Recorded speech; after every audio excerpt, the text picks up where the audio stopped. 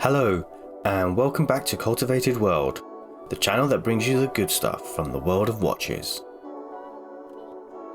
Today we're looking at the now discontinued white gold Submariner, affectionately known as the Smurf.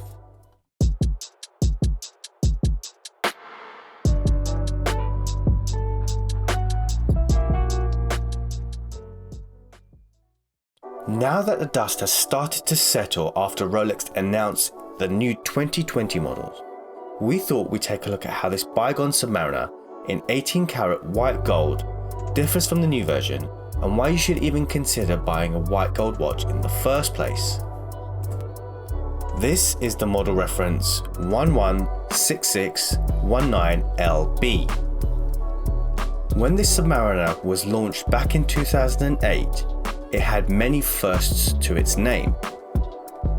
It was the very first Submariner to be made from white gold. It was the first Rolex to feature a blue Cerachrom bezel. And it was the first Submariner to feature the now obsolete supercase. Rolex kept the 40mm diameter of its predecessor, but beefed up the lugs, giving the watch more wrist presence. This tied in with the trends at the time, with watches getting bigger and bigger.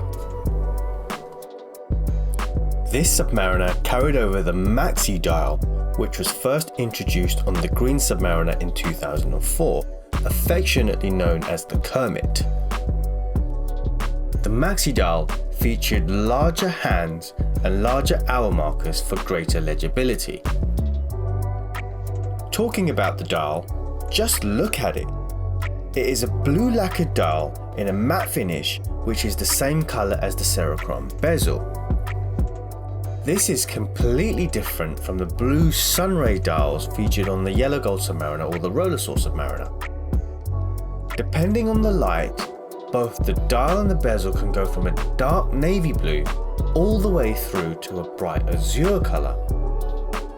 The white gold case has a brushed satin finish with polished sides, just like the steel Submariners.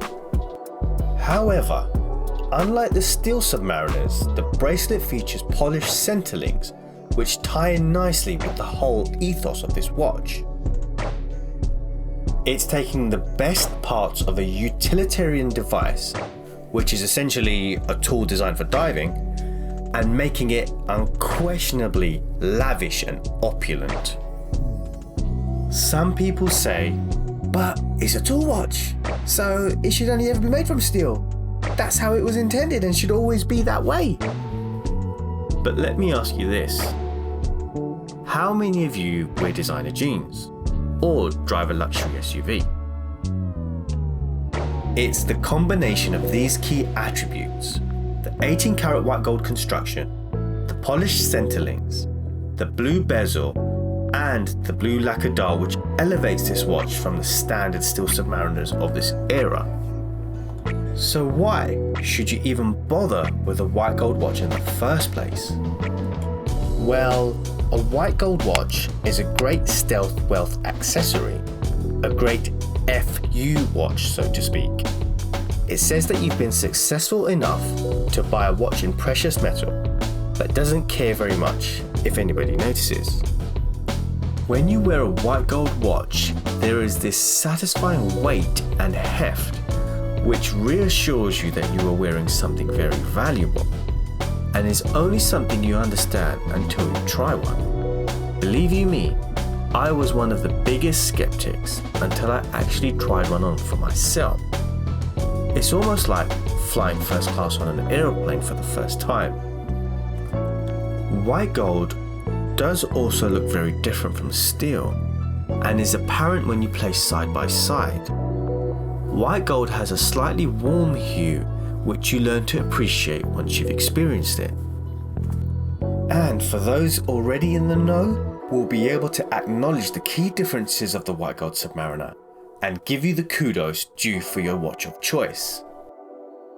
With the replacement announced in 2020, the white gold Submariner grew to 41mm in case diameter and slimmed the lugs for a more svelte appearance, which I actually really like. However, that special blue lacquered dial is no more and was replaced with the same dial featured on the plain black Submariner date. For me, this has made a huge difference and would make it more difficult for me to justify the significant step up from oyster steel. As mentioned in our video about the new Rolex 2020 releases, I feel that the white gold Submariner is not as extraordinary as the outgoing model. There's not enough of a difference and looks comparatively ordinary. Or maybe that's the whole point. With the even more subtle differences and the ability to fly under the radar, it's become even more of an FU watch. What do you think of the white gold Submariners? Do you prefer the discontinued model or the new 2020 version? Also, if you had the money, would you buy one in white gold or would you stick to steel? Please let us know your thoughts in the comment section below. Thank you very much for watching. If you like watches as much as we do and want to see more watch content like this, please like and subscribe, and remember to hit that bell icon.